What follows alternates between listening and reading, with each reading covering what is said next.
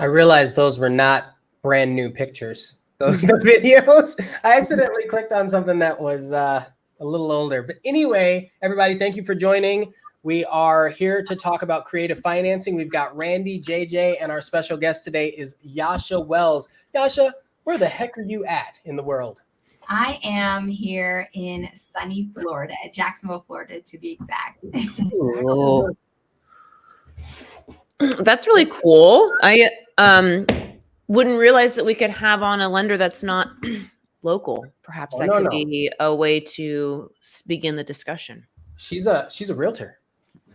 Oh, I'm so sorry. I'm so sorry. That's what I meant to say. That's what I meant to say was realtor. I'm sorry. Did I say lender? No, sorry about that. No, it's great because so obviously the topic today is creative financing. The beauty is that applies to any market. And so I thought as kind of an expert who's been living this herself, this would be a great discussion to bring into the fold for people that are thinking about it or maybe having a hard time getting a house and they need some ideas. And so I just want to kind of hit the ground running and go through some Q&A. But first, Yasha, why don't you tell us a little bit about like your journey for this, for creative financing?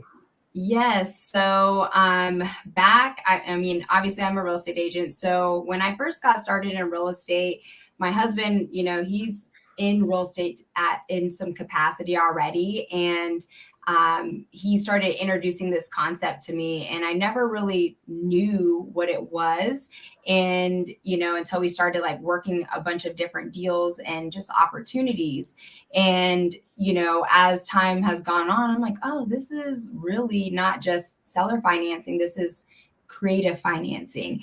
And I really started diving into creative financing a lot more over the last few years and just thinking outside of the box to help, you know, potential sellers for either properties that I'm looking to purchase or my spouse are looking to purchase, or just giving people another opportunity to sell their home. So that's kind of how I got into creative financing, and I love it. It's one of my favorite ways to buy properties. Well, let's talk about different types of creative financing before we go down any rabbit holes. So you had mentioned seller financing. That's probably a really common one that people hear, but don't necessarily understand. Can you kind of broach that and tell us a little bit about that or what that means? Yes. So I like to think of seller financing as a homeowner or seller being the bank. And basically they work with a buyer or potential buyer and negotiate terms that, you know, they're looking for, whether if that's like having a large down payment or a small down payment and how long they're willing to hold a note for with a buyer. So that's kind of a high level overview of seller financing. And just to be clear, this is for your own investing, or are you realtoring between buyers and seller clients? So I have done both. So I have done it for me and my husband, and I have also helped other people do it as well. Awesome. That's good. I guess the question I'm going to ask is, do you prefer it? I like it for my own properties, or like when I'm looking to acquire properties. And sometimes it can be very tricky, you know, different way to navigate through a transaction from an agent standpoint. But it really depends on what the person or the seller's objective is and what their goals are. Like, and I think that's like rule number one, that needs to be the first thing that we're considering or thinking about when we're going into this. Have y'all, and this is JJ or Randy, have y'all had people coming to you asking anything about Like, can you help me find us a seller financed home or lease to own or anything like that over the years? My own personal home purchase actually involved seller financing. We had approached the seller and said, we want this house, but we can't have it until next year because we needed, for tax purposes and income and everything, we needed to finish that year. Can we please get it from you and then complete this purchase next year? And the seller said, I need for tax purposes to sell the house this year. So we were at a bit of a stalemate. And then the realtor on the seller side came through with, suggesting seller financing, and it helped open up the deal and make the purchase go through. And then it was a lot of interesting legwork from the seller side to make sure that went through properly. And so certainly creative, absolutely. And here we are today. I'm inside of that house. So I love that. Wow. That would be my experience. Yeah. How about you, JJ?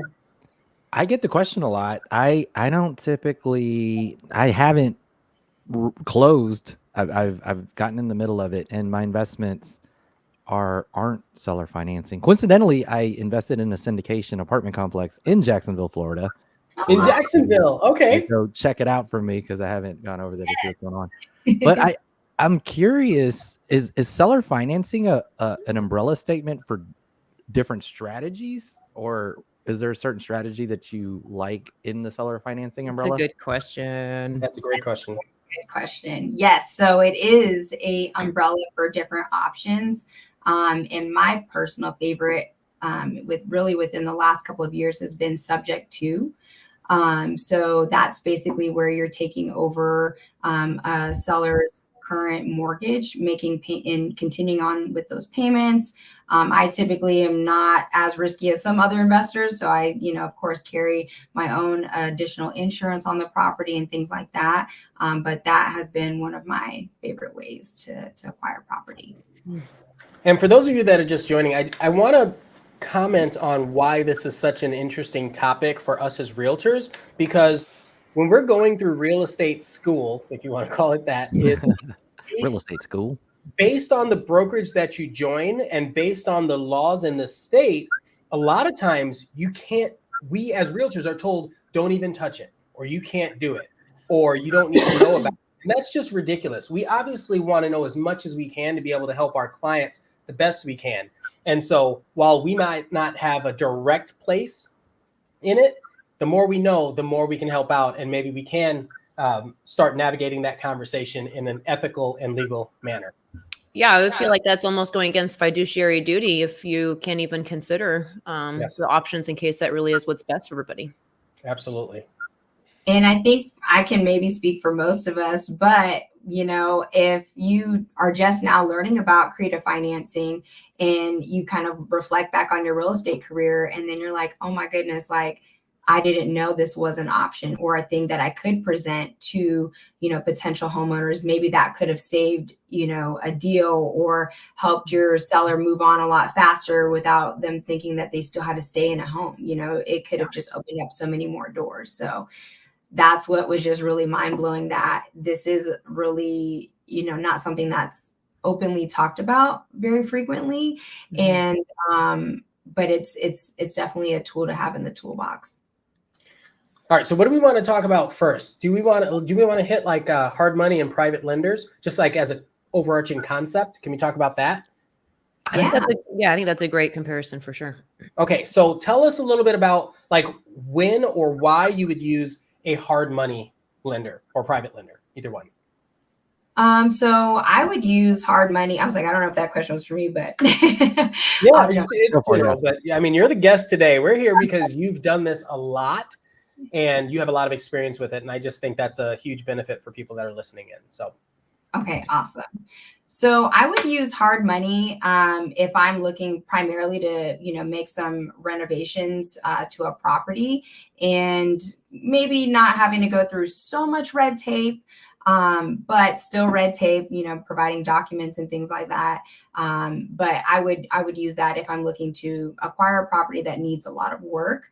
And then in regards to private money, I would use that if I can get better terms and of course, a lot less red tape. I love, those relationships because those are one where, you can truly grow together and do a lot of business together. So one of the questions that I have, and I think a lot of people are going to have when it comes to private or hard money lenders, how do you find those relationships? The people that you can trust or the people that you know are actually giving you a fair rate. How do you source that? So kind of like what I do is I just put it out there in the free world. I start networking and I start talking to people and seeing who they're using in regards to, those type of deals or, financing, and, just starting that conversation, introducing yourself and, seeing what their terms are. Do they have a lot of extra fees like involved and things where it doesn't make sense? And so that's kind of like how I would approach that. What are you seeing for rates today? If you don't mind us asking. Well, on the private money side, I've been seeing 12%.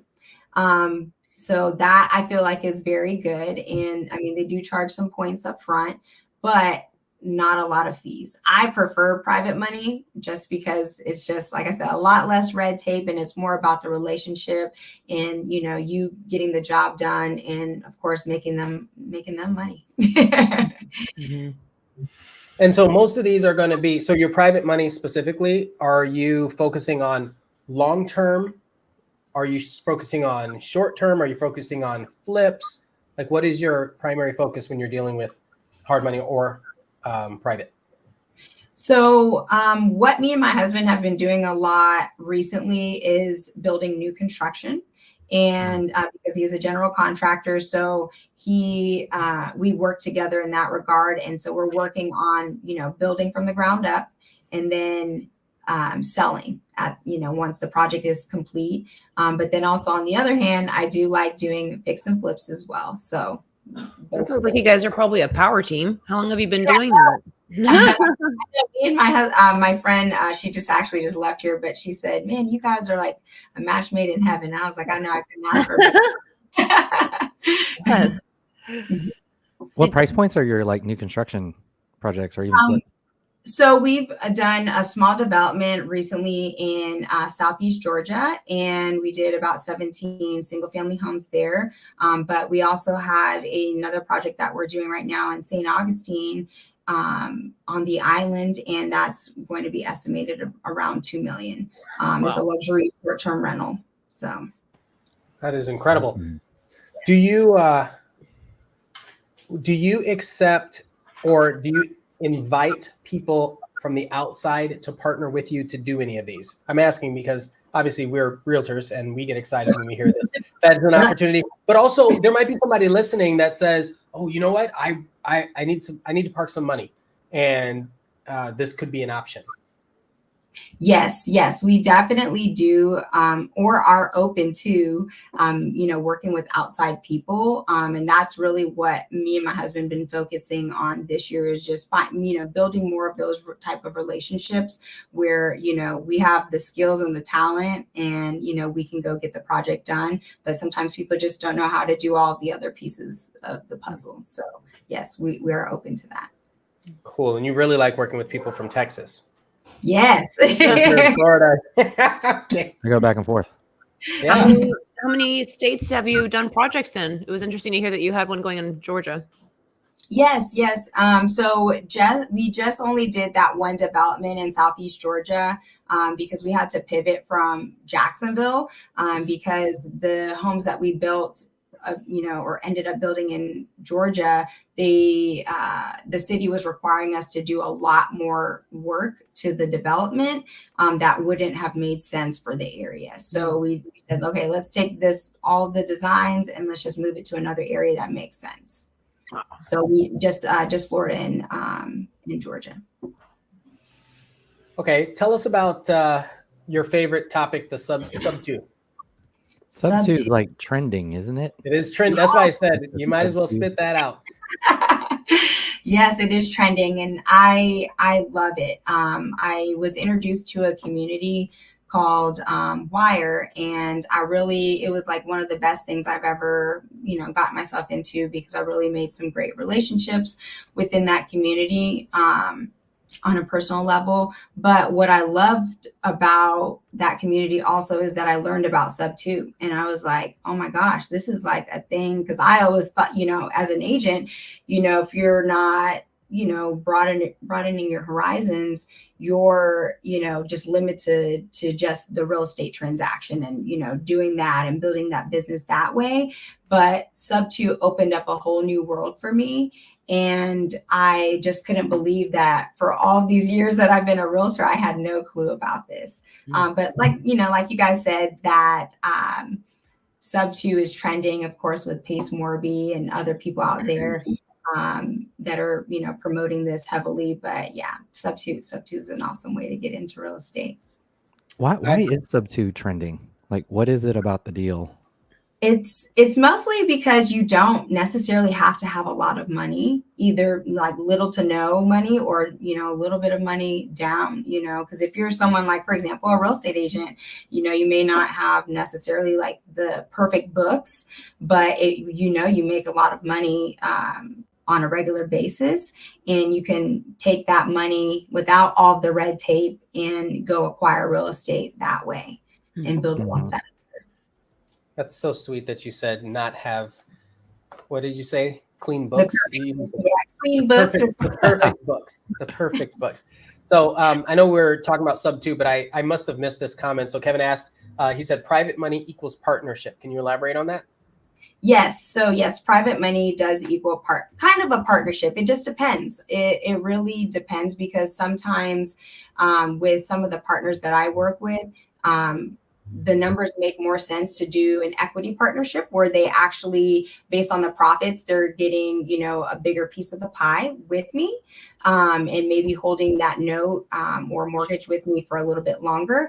Or if it makes more sense for them to just, receive interest payments, for a period of 3 to 6 months, that might be a better position for them. So it just really depends, but it is a partnership. It's good. Good question, Kevin. Thanks. All right. So we talked, how far into sub two do you want to go? I was like, how am I going to take it? I know. And if anybody has any questions in the comments, and, there's going to be a lot of people, just because of the time of day and the fact that we're off a week, there's going to be a lot of people that come back after the fact. So if you have any questions, make sure to put them in the comments, and we'll reach out to Yasha, or she might even come back and rewatch this and answer the questions for us in the comments. So, I'm curious what can we go back to sub two? Yeah, of course. The whole point is to ask all the questions, all the discovery questions, and get as deep as we need. So what makes a sub two, like, what's a targeted seller? Like, who would be a sub two seller? Like, ideal. So I'll just share a little bit of kind of like my history with it. So what I have found is that it's, people maybe they're upgrading to a new home, of course, the things that affect life changes, babies and marriage and all of those other things. But I've been lucky enough to come across people who are either like relocating, and maybe they're not needing to buy a new home right away, or they're moving into a bigger home, but they've already closed on that home and don't need to necessarily sell this one for any reason. So that's kind of been my approach, with sub two properties. But it could also be for someone who needs to park some money or just hang on to a property and, just wants to receive monthly payments, kind of almost like having like a monthly paycheck. Maybe they don't want a lump sum where they're taxed or, will blow it. So that's been kind of like my target audience for individuals. So you're saying, just to summarize, you're saying tax shelter, right? So that you're not having the lump sum payment. Like if you get a lottery, receive the lottery, you sell that house and it's over the capital gains amount, and now you're paying all this extra tax. So instead of doing a 1031, you're just selling it to someone, but they're paying you monthly instead. Yes. When you're doing that, do the sellers typically get market rates for the property? Yes, they definitely do. I would say that would be the way to go, because you're going to potentially hold this asset for however many years you negotiate. because what you're focused on in this scenario is the cash flow. You're looking at the cash flow. You're not looking necessarily at appreciation or anything like that, but you're looking at, hey, okay, if I'm holding this note for over 10 years or 15 years, how much money am I going to be able to make over this period of time? And, at the end of that term, the balloon note, will I want to sell, or will I just buy it outright, or, whatever. You have options, but you'll be making money, residual income, for however long you negotiate. So like that. Could we do like a sample deal? Like, I don't know, like a okay, $400,000 I like that property. Do you want to share screen? To evaluate a deal, do you have something that you were looking at in your area or in Georgia that you're just looking at, but you're not going to take because you don't want anybody hopping on and snaking that from you? Me? Yeah, you. No, I don't have anything that I'm looking at right now, but I can share a deal that I actually passed up. Okay. I was like, I have to find the address. But I don't know if you need to share a screen, but Well, you can talk through it. It was a thought. Okay. Watching, you got to rewind. I know. So sorry. I was like, I don't remember the exact address, but I did want this property so bad.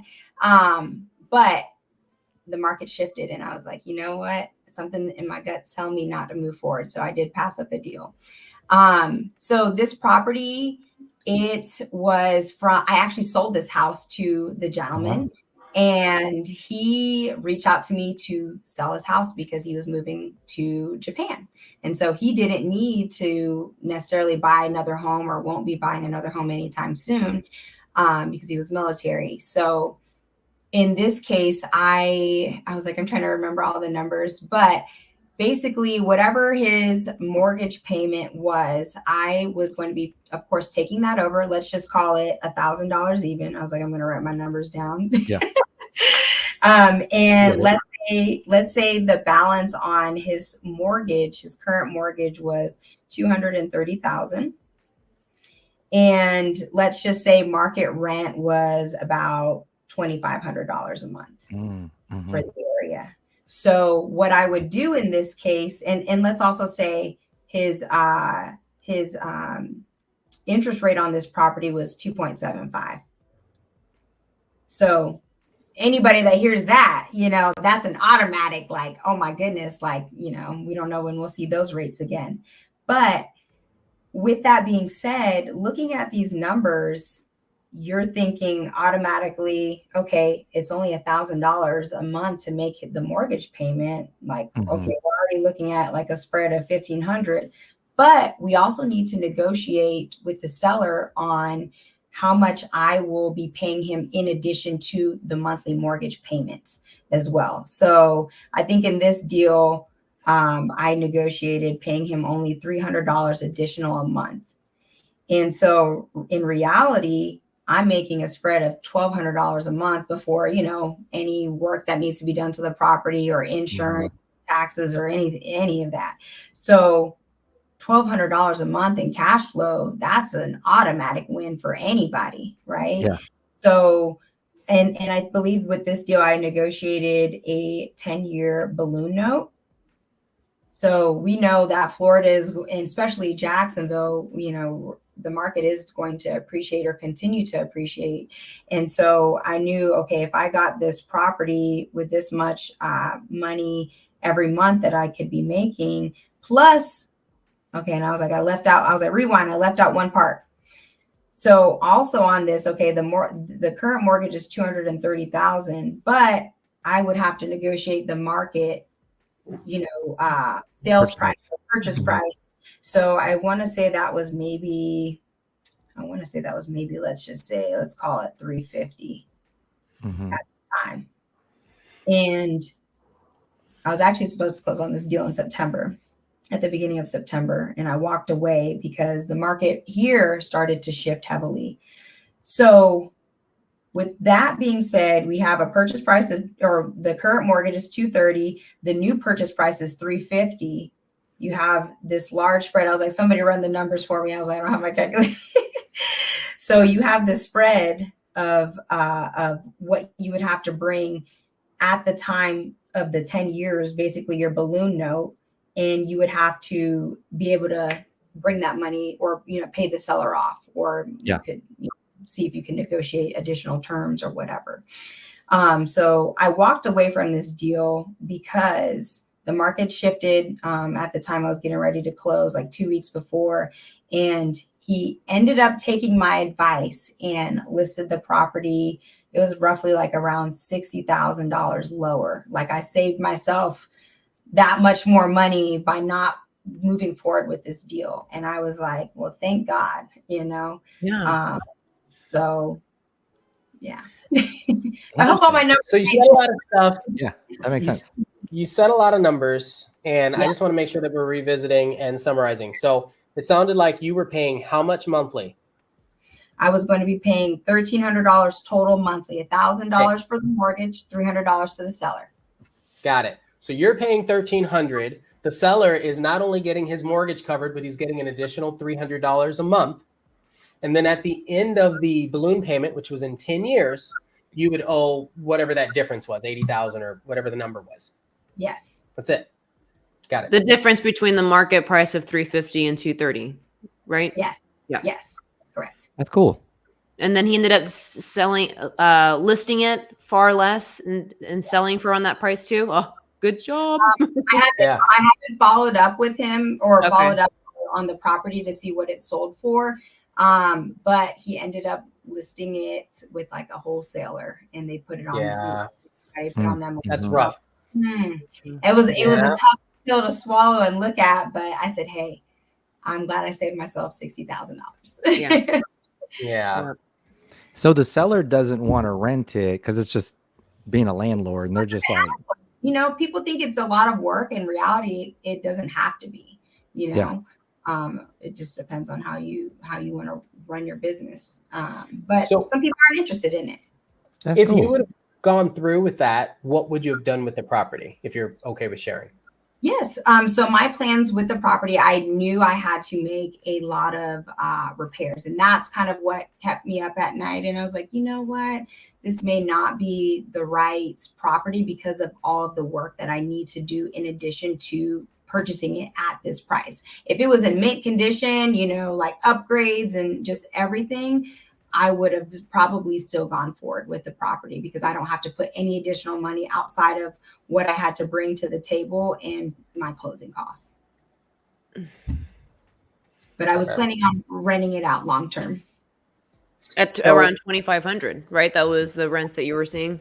Yeah, Yes. see, that would have been really interesting. But again, it goes back to how much money you would have had to put in to make it make sense. Yes. Yeah. And that's the part where I couldn't And swallow. would that rent have allowed you, oh, it's shaking up a little bit. Would that rent have allowed you to accumulate over the 10 years, allowed you to accumulate whatever the balloon payment amount was, is obviously the other part of the equation. So Cool. it wouldn't have made me a return fast enough. And that was what my issue was with it. Yeah, man. Okay, so help us understand. Let's see. I'm just there's a lot of things to go through. It's 2:30, so we've still got plenty of time. JJ, Randy, do you have any other questions that you think are? Was that three? Was the? I'm going back to that. Deal. I like. I Was the saw three it. an ARV a price that you were giving after rehab value, or was that for the current condition of it? When you had agreed on 350. I know you didn't officially agree on 350, but that's the number you've given us to chew on. So yeah, so that would have really been like the after repair value. okay. Truly after all the work was done, because I kind of in this case I kind of jumped the gun because I was like, there's no way he destroyed this house after. Okay. I was like, there's just no way. Oh, But then okay. home inspection back, and then I just sat on it and I was like, oh man. I said we had like 3 broken windows. There was just so much wood damage and water damage within like the primary bathroom. Garbage just goes all all new apply. Like it was just like I was like, what did he do in here? And this was a single man too, which is blew my mind. I was like, how is he doing this much damage to a home? They're either like minimalists and they don't do anything to the house, or Yeah. they're just not taking care of anything. I don't mean to generalize men. Sorry. Ouch. Sorry. Low, Okay, so typically you thought that the home should be in 350 state. So that's how those deals would typically go. You're not going to give the owner an ARV settlement or whatever. You're going to give them whatever you felt like the home should have been priced at, and you just didn't realize the extent that the condition was in. Okay. Yes. So what did you think you had to put into it? I missed that part. I probably think I would have had to put at least 30 to 40,000 into the home. And that's what was like, because again, my husband's a general contractor. So when we looked at this again, he was like, this looks like it's going to be a little bit more than what you thought. Mm-hmm. And what's interesting about that, so we're talking sub 2, we're talking you have this opportunity for a property. So you're a realtor, which means you can save a little bit because you're representing yourself. Okay, Yes. So that's the first thing. The second thing is your husband's a general contractor. If someone is not either of those things and they're trying to get into this deal, they're going to pay more in one of those cases, maybe in both of those cases, to be able to get into this property. So I could see how it could be. How they could be a power couple, like I was saying before. Yeah. It's a deal. Yeah, you guys are rocking and rolling. How many years have you been doing that with each other? So I've been in real estate for 10 years, and he's been doing this a hell of a lot longer than I have. Wow. And then when did you get into the creative financing aside? I feel like there's like a traditional realtor, like here's the template contract thing. Yes. And yes. then there's things, some brokerages, maybe mine, maybe not, would say, let's keep it very traditional. Let's keep it with these contracts. Let's not get into creative stuff. Yeah. When did you start like looking at sub 2 and studying that? Really within the last 2 years is really when I started studying that a lot more, and just, paying for one-on-one calls with people, because I was like, I have to figure this out. Like I said, no one has ever told me about this. And it was just me stumbling, along the internet and on Instagram and just kind of starting to get into that world. But really what helped me was solidifying the strategy I want to pursue. Because, as agents, that there are so many different ways to do business. But what really solidified this for me was, the little to no money down, and I can do a bunch of these, and really understanding this, because there's so many different ways you can structure a deal, and really you asking the right questions to uncover a potential seller's needs is what can lead you to the end result of getting the property. And just to verify, it's like a seller that is cool with taking cash flow, but just doesn't want a landlord. Yes, basically. Yes. Dope. I know, right? It was the thing. Why don't they teach us in real estate school? So, I think one of the reasons is obviously it can get tricky for everyone involved. Yes. It's the creative part. Because then how do you negotiate the deal as far as your pay, right? Who are you actually representing? If you're the realtor, which side are you? There's a lot to it.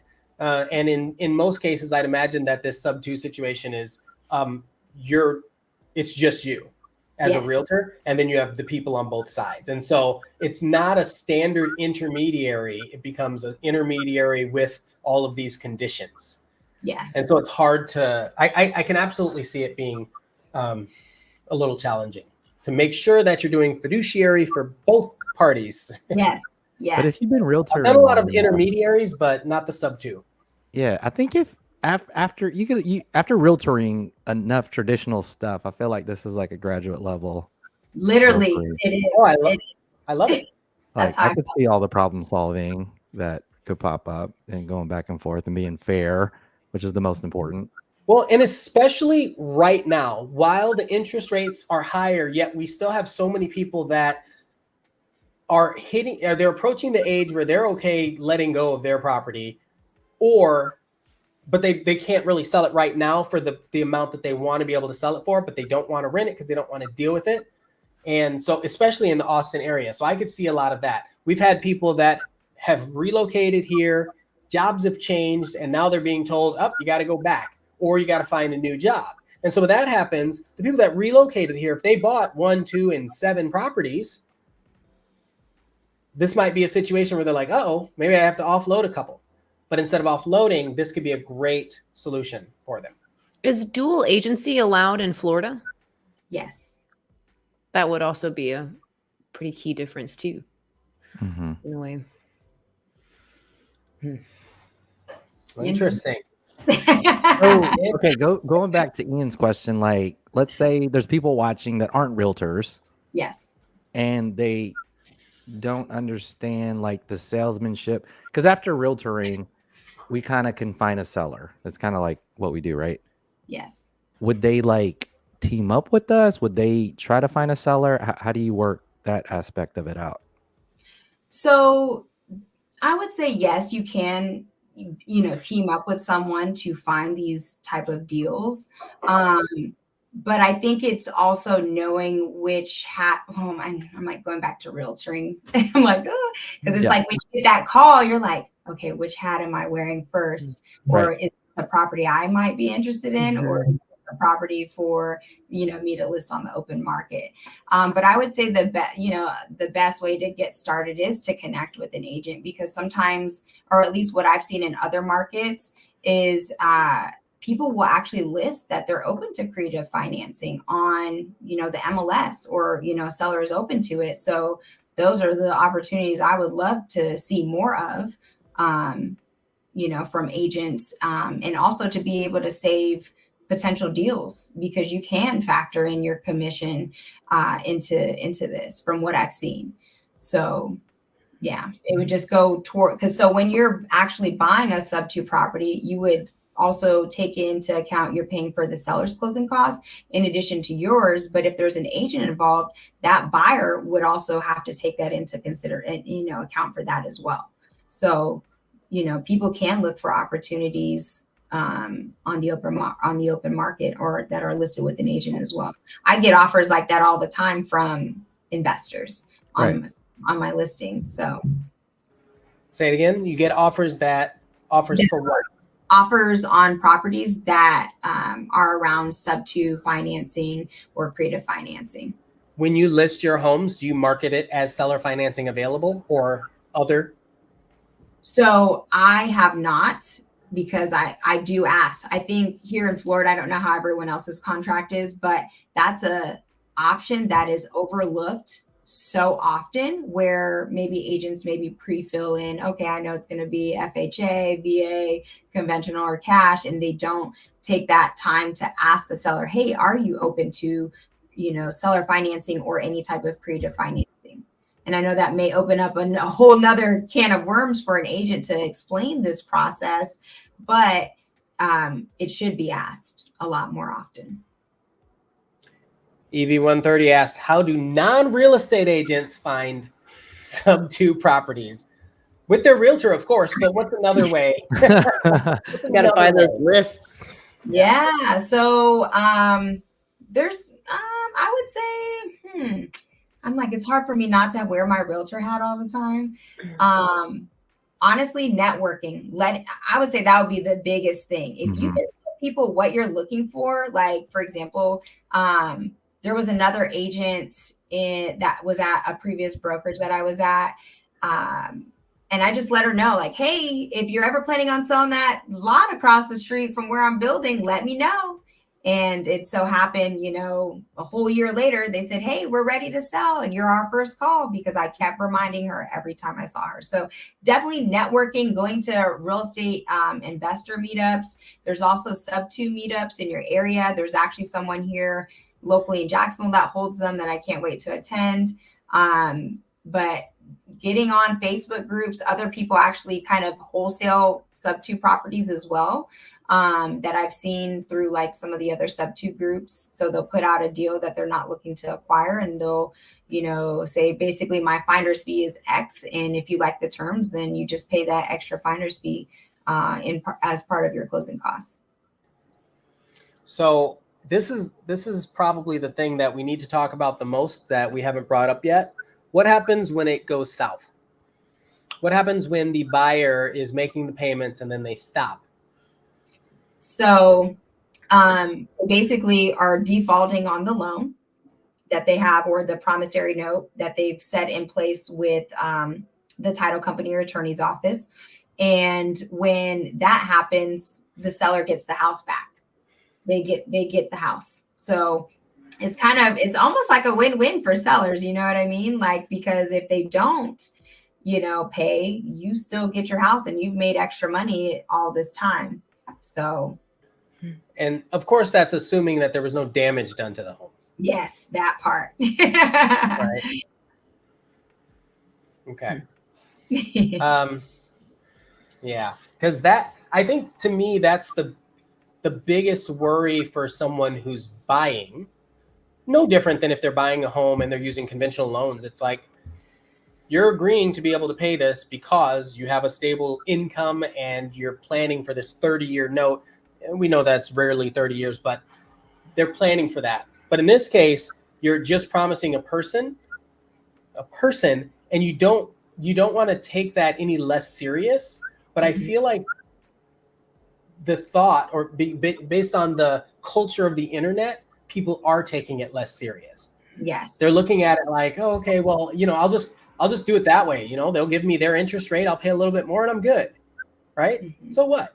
Like it doesn't feel as necessary because there's less red tape. So anyway, I just wanted that to be very clear for anybody who's listening to this and learning from this. And please reach out to any of us if you have any questions, but Yasha is pro.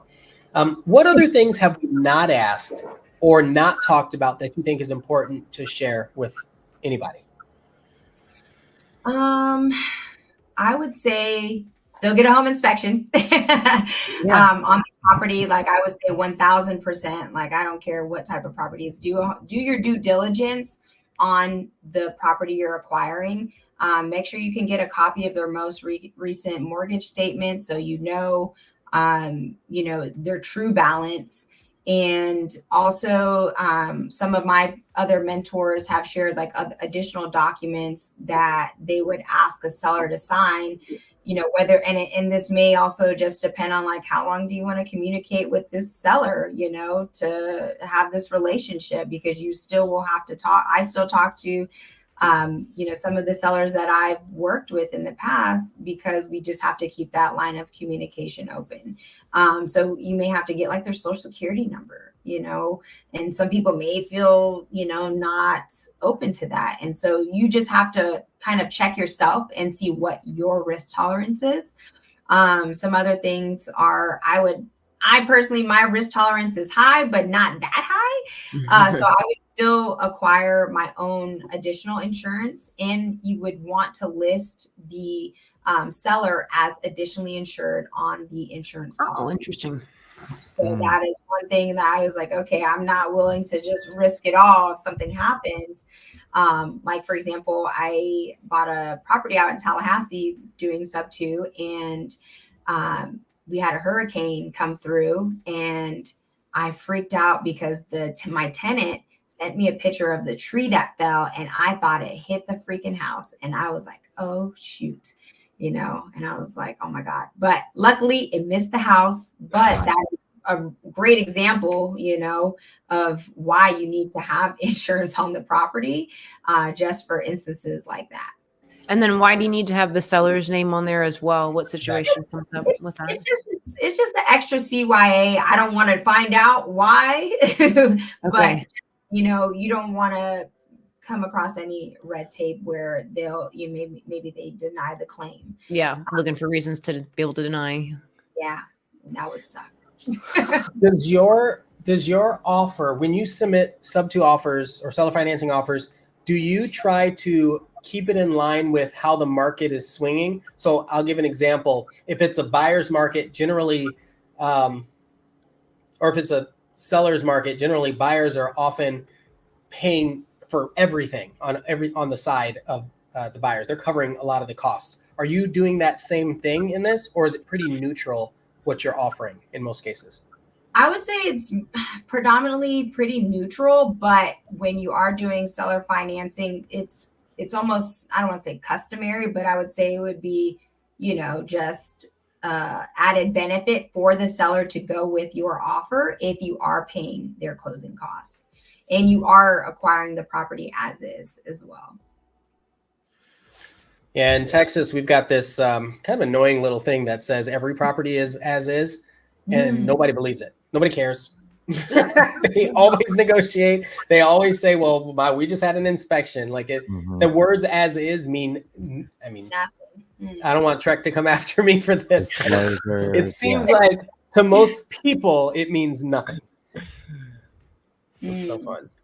Well, we in Northeast Florida here, we have 2 contracts, and one is less favorable, and we have a contract that is as is that a lot of people don't like to use. Wait, you have 2 governing real estate governing bodies that created separate contracts. One's at the maybe the city level, the other's at state, yes, or county and state. Okay, yes, yeah. We have something like that, but they don't both do the same 1 to 4. Yeah, 1 to family contract. Yeah, that's the state. Interesting. Y'all have 2 contracts. We have 2 leases. Is it leases? And a couple of, we have a couple things that are, dual. Interesting. Okay. What other states would you be interested in doing this in? Or are you just kind of sticking in your region? I'm mostly sticking in my region. However, my favorite area that I keep my eye on is Tallahassee, Florida. And I say that Tallahassee, Florida. But I keep my eye on that market because it reminds me of the old prices in Jacksonville, Florida. And those are, we'll never see those again here, but that's a market I have my eye on.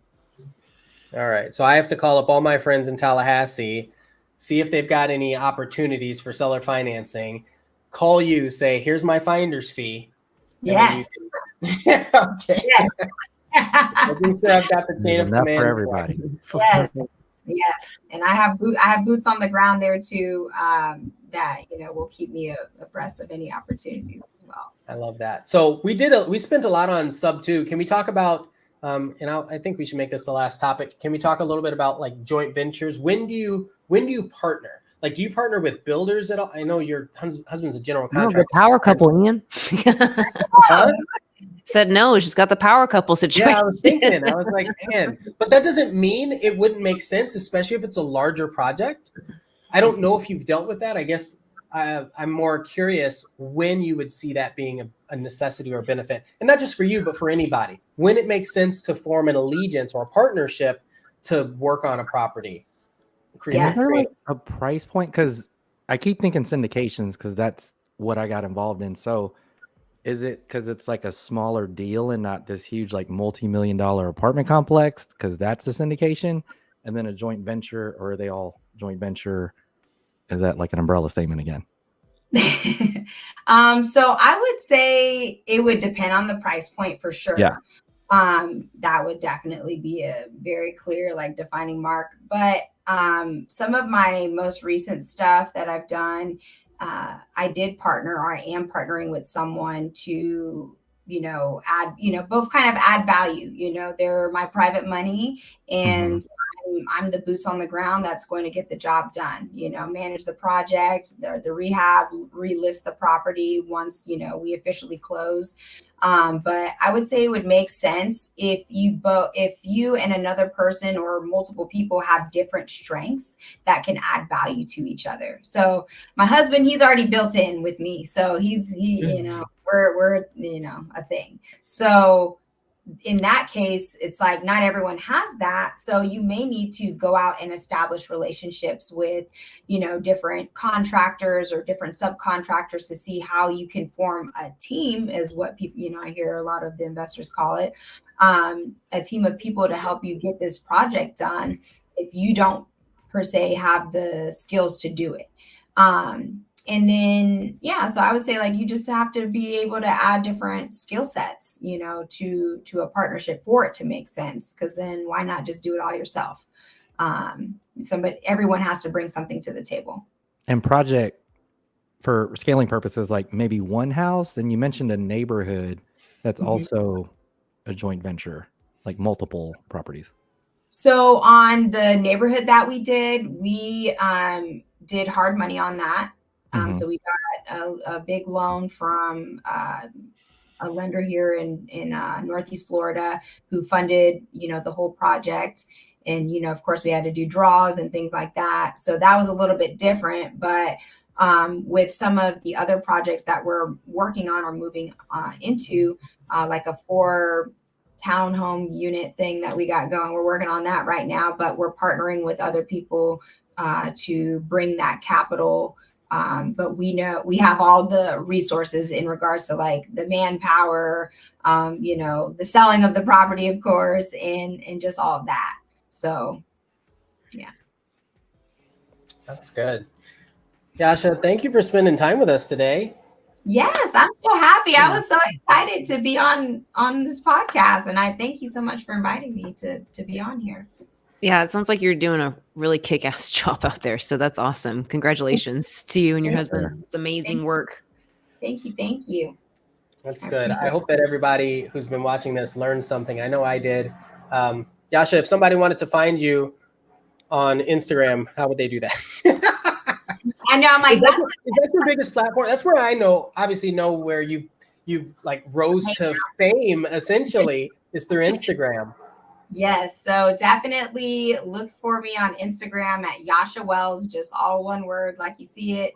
That is the best place to reach me. If you hit me up on Facebook, you might not get a response right away, unfortunately, but Instagram is the best place. Or if you just Google me, all my contact information will appear. I love it. JJ, Randy, do you have anything else that you want to ask Yasha or say to the crowd, the audience? No, that was fantastic stuff. Thanks so much again for coming on. Thank you. I got more questions. Let's do one. I think his wheels are spinning over there. He's like, I have more. I know, wheels are always spinning.